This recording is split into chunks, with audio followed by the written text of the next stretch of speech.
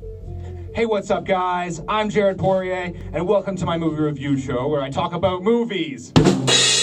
On today's show, we're doing hot takes. So that means that I'm taking your hot takes, your unpopular opinions on film, and I'm going to talk about them. And hopefully we have a bit of an enlightening discussion. But if you guys say some dumb stuff, then I'm coming for ya. This is Hot Takes 3.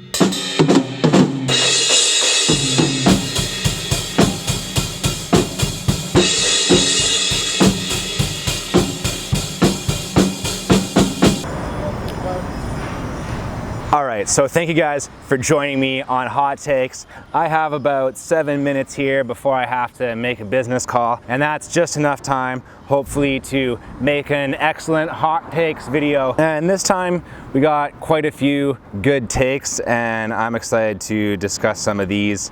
Some of them are a little bit too hot, to be honest, a little bit too outrageous, but for those of you who brought the intensity and brought the outrageousness, I actually appreciate that, because that is what Hot Takes is all about. Okay, so our first hot take is going to be from David Zebok Elves, and he said, I think that it was the right thing to do to split The Hobbit into 3 parts, even though everyone complained it was too long to do so.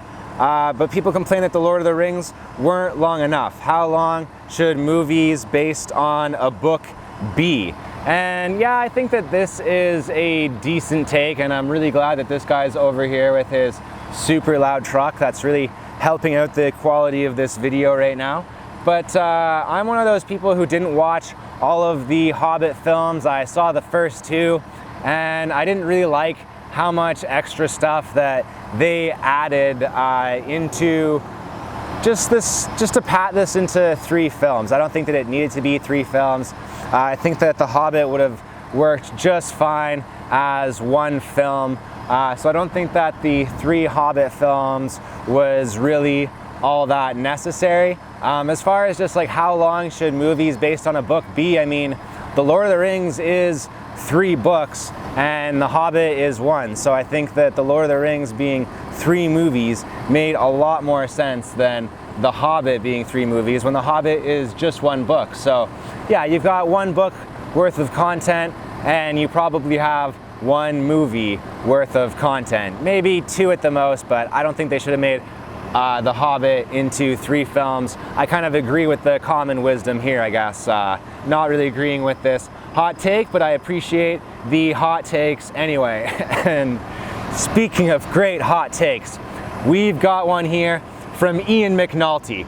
And guys, I love this take. So Ian says it should be illegal to reboot any franchise under 25 years old since the last film. Recasting the lead does not count as rebooting, so James Bond is okay. And this is pretty extreme. I think 25 years is quite a bit of time, but in general, yeah, I kind of agree with the sentiment here.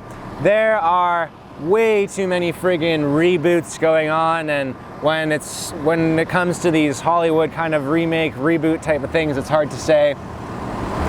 Is it a remake? Is it a reboot? Is it kind of a continuation of the franchise but in a different direction? But I think sometimes it does get really out of hand, and I'll give you guys one example. This new Child's Play movie that came out, I believe that the original like Child's Play kind of Chucky series is still ongoing, and even while that series is still releasing films, they're going to do like a reboot. So, you know, I just think that Hollywood is definitely in need of some new ideas. We have like way too much of the same type of movies being made and things being rebooted way too often. So yeah, let's get some originality in, enough remakes. Let's make something that is original, out of whole cloth, a new idea. I'm pushing for that, and if Ian McNulty's 25-year limit is what's needed to accomplish that, then so be it. So great take from Ian McNulty, man. I appreciate that take, dude. All right, so let's get into some more hot takes here. What else do we have? Okay, well, we got one from Ralph here that I better address. Ralph is saying that Hereditary sucks, bad stories, bad acting, bad ending. And you guys who have been following my channel, you know that I like Hereditary a lot, that I am a big fan of a lot of niche kind of horror movies that have to deal with the occult and just scary kind of satanic stuff. I like movies like that, not necessarily that I am a Satanist. I don't believe in any religion whatsoever, but I do get pretty excited when there's a movie that takes on like occult themes and Satanist themes and really does it in a unique way and really takes a new approach to it. And I thought that Hereditary was an excellent film. I think that the acting in this movie is really good, fits the tone of the film pretty much perfectly. I think that the ending is great as well. Totally surprised me. So many things about this movie surprised me. This movie is beautifully shot. Huge fan of Hereditary. So sorry, Ralph, I appreciate the take, brother, but I'm gonna have to disagree with your hot take this time, and my client is calling me, so we're gonna have to pick up this video in a minute. All right, sorry about that, but good thing I took that call, because more money for your boy. Anyways, where were we? Hereditary is awesome. Toni Collette is excellent in this movie, and I'm looking forward to seeing the next project from director Ari Aster. I think that Hereditary is honestly pretty much the closest thing that you're gonna get to a masterpiece of horror cinema. Moving on, let's see if we got some more hot takes. I think that those are most of the really good hot takes that I have on Facebook. So we might need to dive into the Twitter hot takes here. Oh man, we got a lot of hot takes on this one.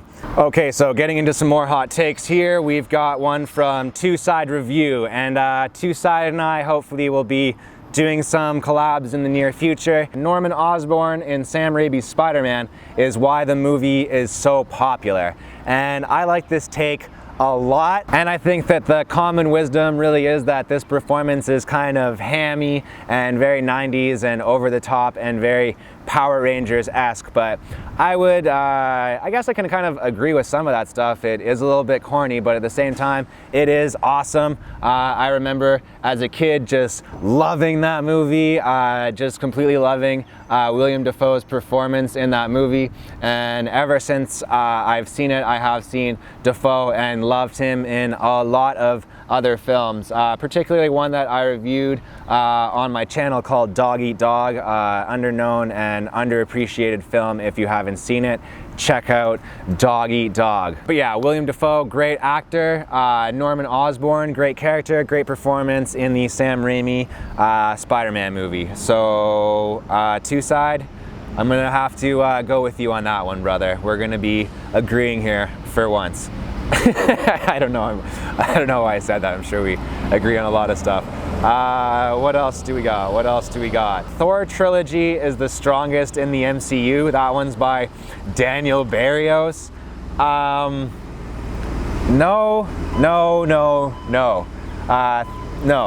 Thor: The Dark World is the worst in the Thor trilogy. The first Thor movie is pretty good. It's got some pretty good jokes. I like when he like drops his pint, that like fish out of water type of stuff, drops his pint and demands for another, or when he goes into the pet shop and he's like, oh, I need like a dog or a rabbit and one of those that's big enough to ride. You know, I like shit like that.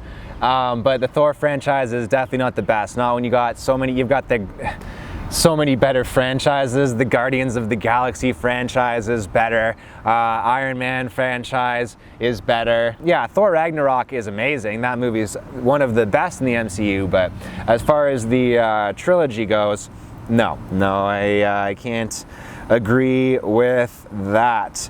Let's see, we got Ryan O'Toole coming in with a hot take. I think that this will probably be One of the last. No, we'll do 2 more. Okay, so we've got a hot take here from Ryan O'Toole. And Ryan O'Toole is saying, I always say his name like that too with a lot of energy. Ryan O'Toole. I don't know why, I just like the guy.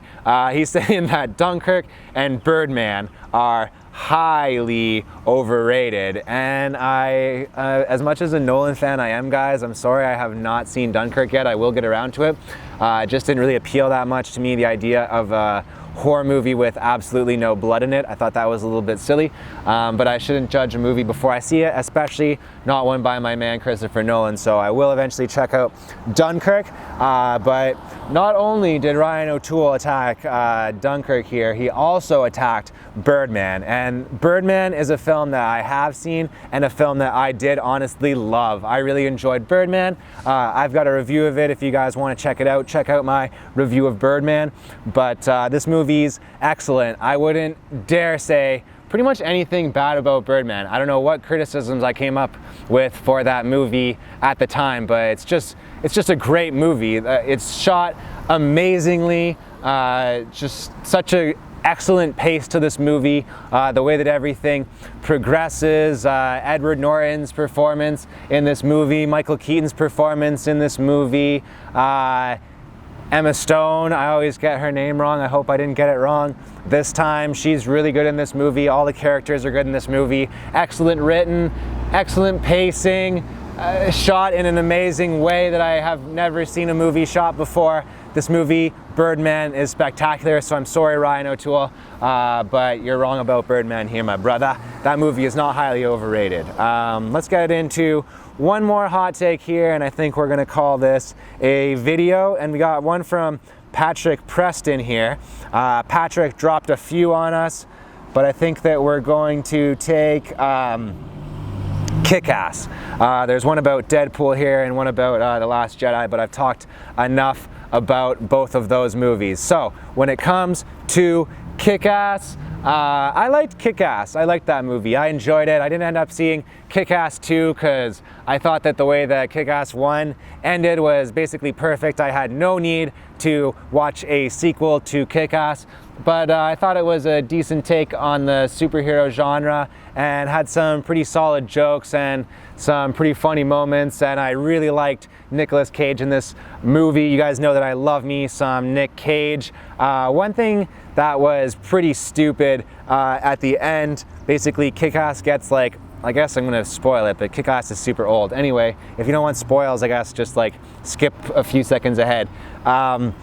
Basically, Kick-Ass at the end gets like a giant jetpack with machine guns, and like going into Kick-Ass 2, I mean, the whole thing about Kick-Ass is that he's the underdog, and in Kick-Ass 2, what, is he gonna have a jetpack with machine guns, or he's just gonna not have a jetpack with machine guns? Like, why wouldn't he, right? If you've got a jetpack with machine guns and you're a crime fighter, like, you're not gonna give away that advantage. So I just thought that that was pretty weird. But yeah, I enjoyed Kick-Ass a lot, and I would even recommend that you guys go and watch that movie if you haven't seen it.